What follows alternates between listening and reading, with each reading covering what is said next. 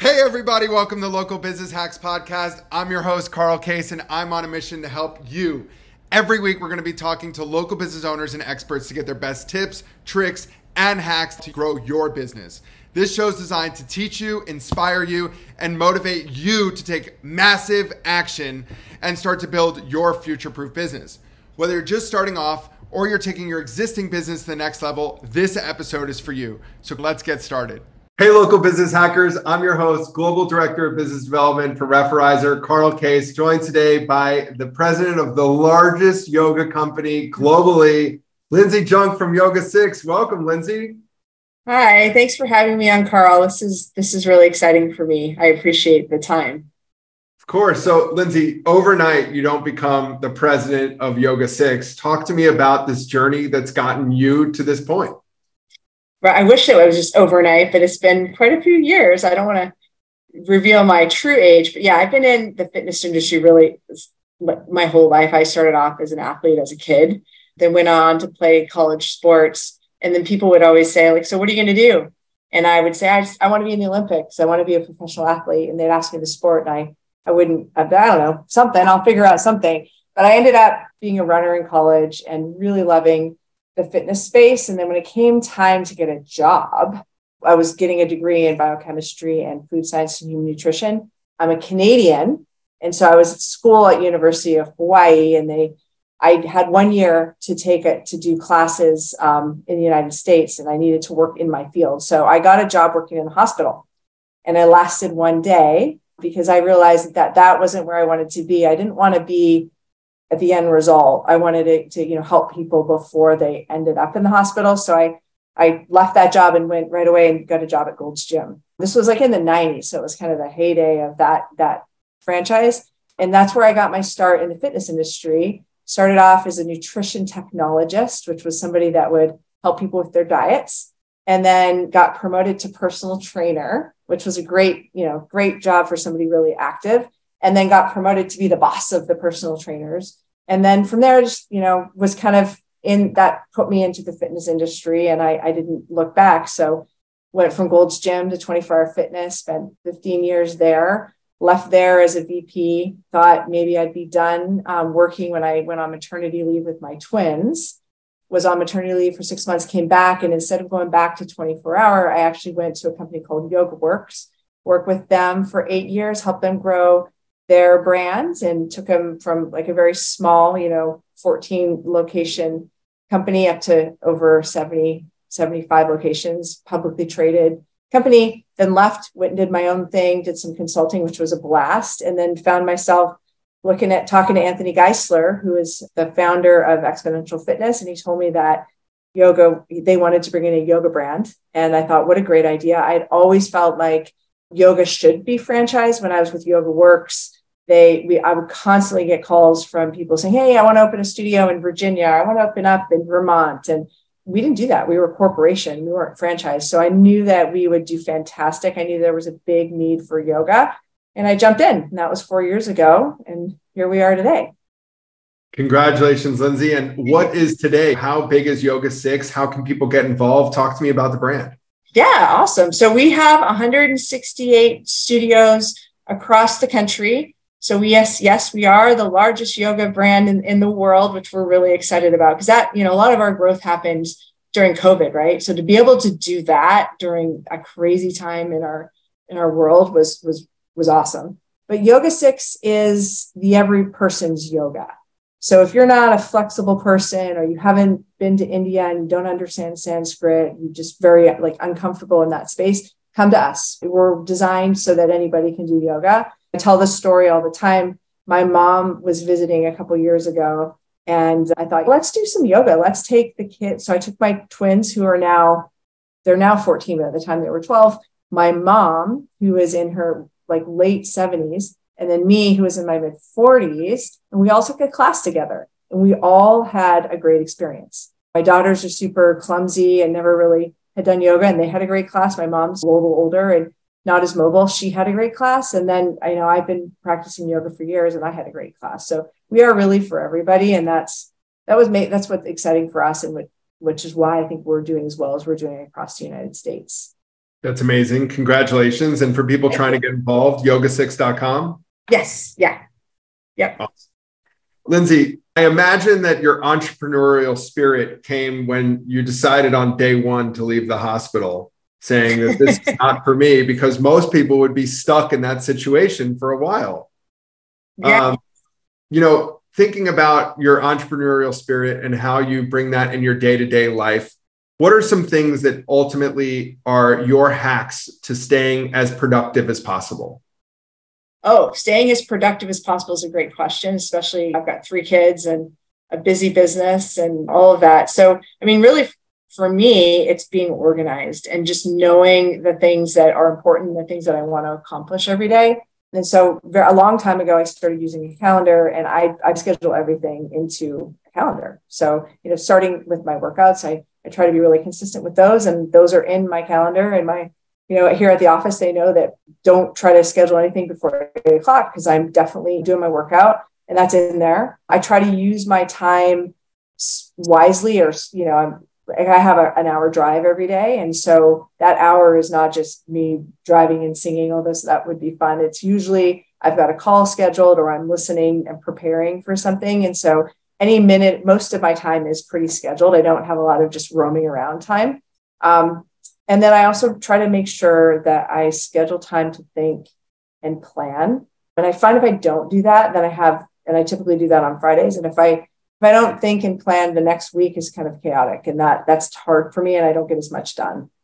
So I guess the answer to that is just really good scheduling and time management and organization. Love that. Speaking of franchising, coming from what I guess could be the largest corporately managed yoga corporation to now the largest fitness franchise, let alone the largest yoga franchise in the world. How do you see the differences from corporate to franchise reflect on the member level? On the member level. Okay. Well, I think that's a great question, because so when you're corporate, you got someone kind of up at the top, and they're sort of telling the staff what to do. And there's not as much heart involved usually, right? Because there's not as much skin involved. But when you're a franchise owner and you have direct contact with the member, which makes it much more real and warm.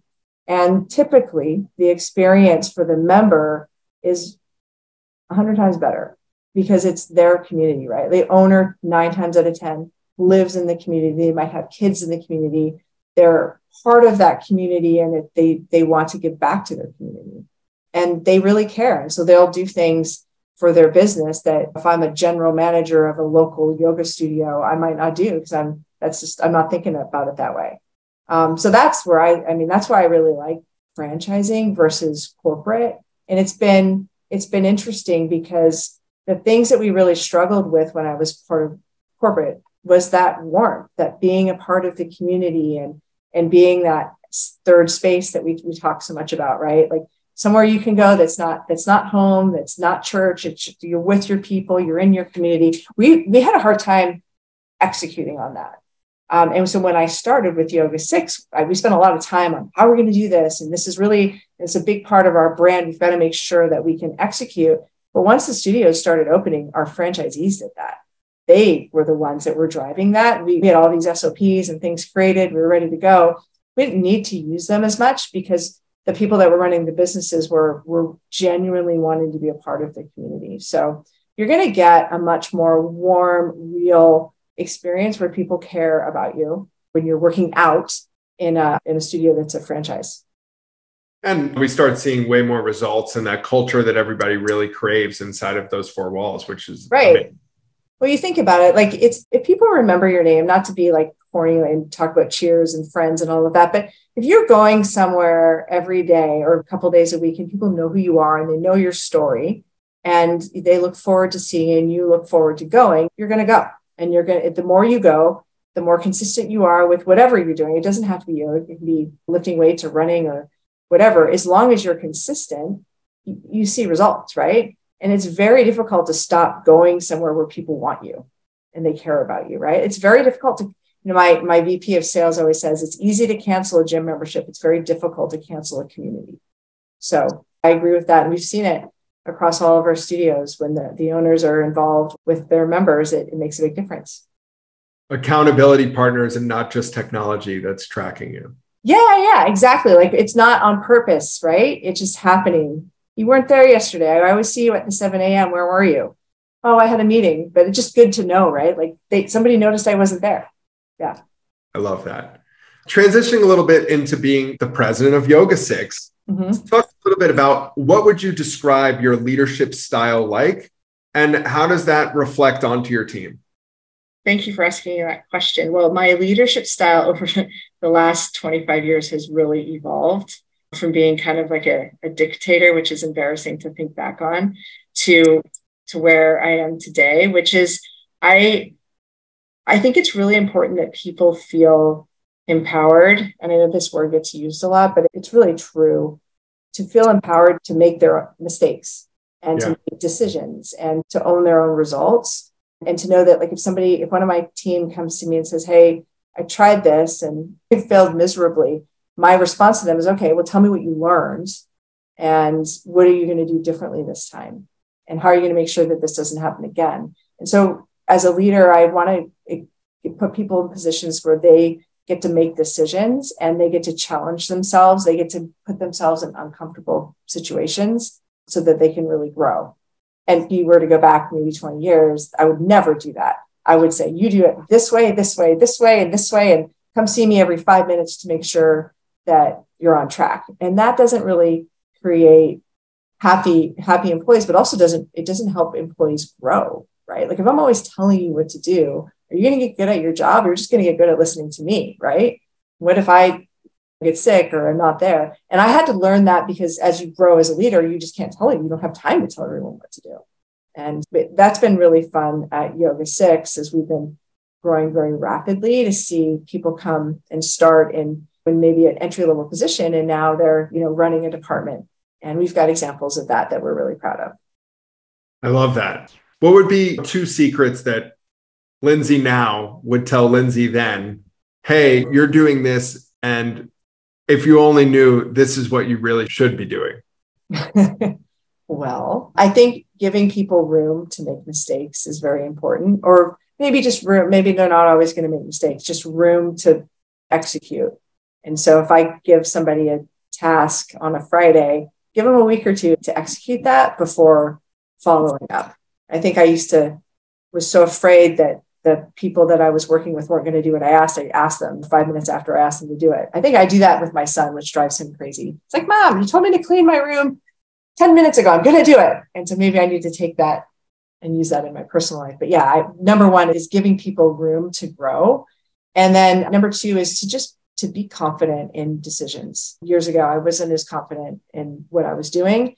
And I think I asked a lot of people questions and wanted validation for the decisions I was making. And I didn't need to do that. I should have just moved forward. Now I've been doing this well, and I've been much more confident in what I'm doing. And just having confidence, even if it's the wrong thing, doing something with confidence and with intention typically is going to get you closer to your goal than if you did it and you're nervous. And even if what you were doing and you're doing it in a nervous way is the exact right thing to do, it's likely you're going to be more successful just doing the wrong thing with confidence and taking action quickly.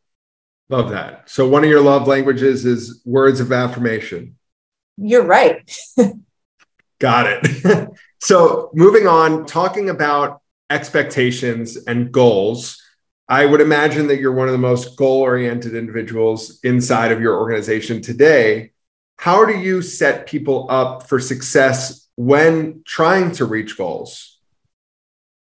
That's a good question. I mean, being a part of Expo, and you say one of the most goal-oriented individuals. Have you met Anthony Geisler?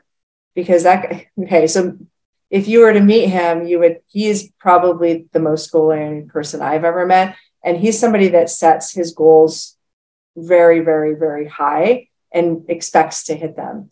And so I agree with that. So I've got the goals that he set, which are aggressive always. And what I've learned is that I want to give little wins along the way. And so I might have a goal for somebody, or for my team that, and I'll speak in, can I speak in running terms? Because that's the way I think. Let's say I'm telling you you're going to run a marathon and I want you to run a 3.5 hour marathon. You've never run before, right? That's a tough goal. And so we are going to make little goals along the way so that you can have success as you're working towards that. And so that's the way that we do it here at YogaSix. And we've got a massive goal. At the beginning, we said we wanted to own the yoga industry in the United States, right? We said that on day one on our very first convention. And we did that, we hit that, but it took us four years. And so I wouldn't want to just be going along for the next 4 years and feeling like I hadn't accomplished anything. So we set goals along the way, like, let's get to 50, let's celebrate that. And I think that's really important, is to celebrate the milestones that you hit along the way. Because most people, at least for me, once I hit a goal, I'm already gone to the next thing. There's very little celebration. And it's important for the people that are helping you hit that goal to realize, like, we've done something really important here. Let's take a second, let's celebrate it, let's recognize it, and then move on to the next. All wins are wins. Yeah. And it really is, again, going back to my running, because I'm a runner and I'd like to do marathons. And the training for the marathon is it's hard, but it's so gratifying. It's actually just as good, if not better, than completing the marathon, right? And so if our goal is to be the biggest yoga company in the world, we had to have enjoyed that process. And so now we're setting the next goal, which is be the largest fitness company in the world. And we have our biggest competitor right under our roof with Club Pilates, with over 1,200 locations. So we're going for them. And there's little wins. There's other people we got to pass along the way. Amazing. Celebrate the little wins. They're all worth celebrating. Yeah. So talking about competition can be a very healthy thing, in my opinion, and other brands might look at it as a threat. How do you position yourself in the world of competition, and what do you think about competition as a whole? Well, I love competition. I grew up as an athlete, so you know that, to me, having good competitors around you makes you better, right? So I think back to my triathlon days, and I remember just starting off and noticing there was this group of triathletes. They were the best on the island. This was when I lived in Hawaii. And so I just decided to try to train with them. I'd never done a triathlon. I said, hey, can I work out with you guys? And they're like, have you done a triathlon? I said, no, but I was a runner, so I can keep up with you guys running. And so they let me in. And putting myself in a position to compete with people that were way better made me better. And so in business, for YogaSix, there's tons of yoga all over the place, right? I mean, it's 1,000-year practice. So there's yoga studios everywhere. Those studios help us grow and get the word out, right? So a lot of our members might start in a different yoga studio. And so, yes, they're our competitor, but they're also helping feed our business. And now that we have the most studios in the country, it makes sense that people would want to come to us because they can go anywhere. And so, I don't ever look at, especially in this business, I don't look at another yoga studio and be like, I want to crush them. Like, I want to destroy them. That's not how we think at all. There's room for all of us. There's so many people in the United States, and there's different things for different people. And I think that as long as we're offering the best product that we can offer and the best experience, we're going to be very successful. And this yoga studio across the street, they can also be successful in offering what they offer. So I think there's definitely room for everybody, and we can make each other better. Love that.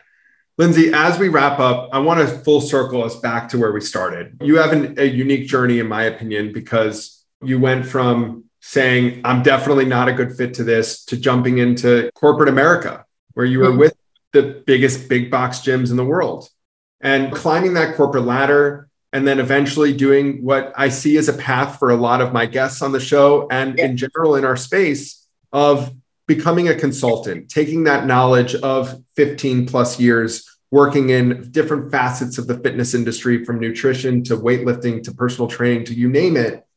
And then you did something that I don't typically hear, which is jump right back into corporate America, not only corporate America, but exponential fitness of all of them. So talk to me a little bit, and keep in mind that our listeners are in all different stages of their business all over the world. So how do you mentally prepare yourself, or what did you personally do to make that decision to leave, create your own business, and then go back? Well, so for me, I felt like there was an opportunity that I couldn't pass up. I mean, getting to work with someone like Anthony and who had the experience that he had, and really a fail-safe blueprint on how to grow a franchise. I felt like I would be crazy not to do it. And my goal in coming in was just to learn as much as I could and to embrace being new again. Like sometimes, especially as you get older and grow in your career, you have all this experience and you're kind of looked at as the expert. And I had done that. And especially when I was consulting before and then coming back to Exponential, I was brand new and I got to learn from all the other presidents. And I truly wanted to learn. I didn't want to learn and say, yeah, you're wrong. Let me show you you're doing it wrong. I wanted to learn so that I didn't make the same mistakes. So I really focused on being humble and allowing myself to be new, but also I can't take out the competitive drive and all of that. And so that's been good for me to start again, but also starting again with everything that I had learned in the past, just knowing I had it, but also saying, oh, okay, I'm just going to watch and learn from everybody else. And so for people that are maybe deciding if you're deciding to start a franchise or get started in a franchise, allow yourself to be new. You've got all of this business experience and life experience. You have that. No one's going to take that away. And you don't have to prove yourself or remind anybody that is there. It doesn't matter. Be new and take all this new stuff in. And then you can couple that with the experience that you come to the table with, and you're going to be that much better. Love it. So a lot of people would take it as a step back, but you really used it as an opportunity to leap forward, which is amazing.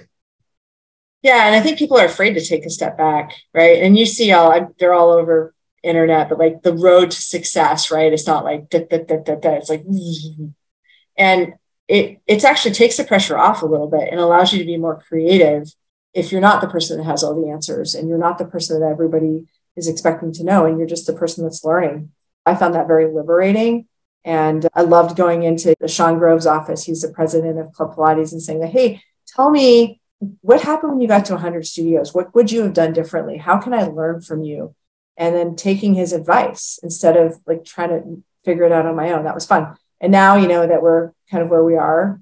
Now I have other people coming to me and asking questions. So I get the chance to be a little bit more of a leader, but there's still so much more for me to learn. So being new is nice, especially when you start to get old. Love that. 37. Yeah, you got time. So, Lindsay, I got time for one more story, and I want to focus it on a world that you're newer in, which is franchising. What is a story that you've been able to be a part of awarding somebody a franchise and then looking back later on and how it really shaped their life into what it is today? Oh, that's a great question. Well, what's really cool is seeing people accomplish, and again, I don't want to sound hokey or whatever, but really seeing people accomplish their dreams. What made me happy when I was younger was being a trainer and seeing people accomplish their goals, right? Somebody coming in and saying, hey, I had a woman, 300 pounds, I can't walk. And by the end of our time working together, she was down half of her size and did the Honolulu Marathon. So the equivalent of that in franchising is some women that I had worked with in the past in corporate America. They had seen me and made this transition and thought, we've worked for other people our whole lives and we're very good at what we do. I actually tried to recruit them to work for me at YogaSix.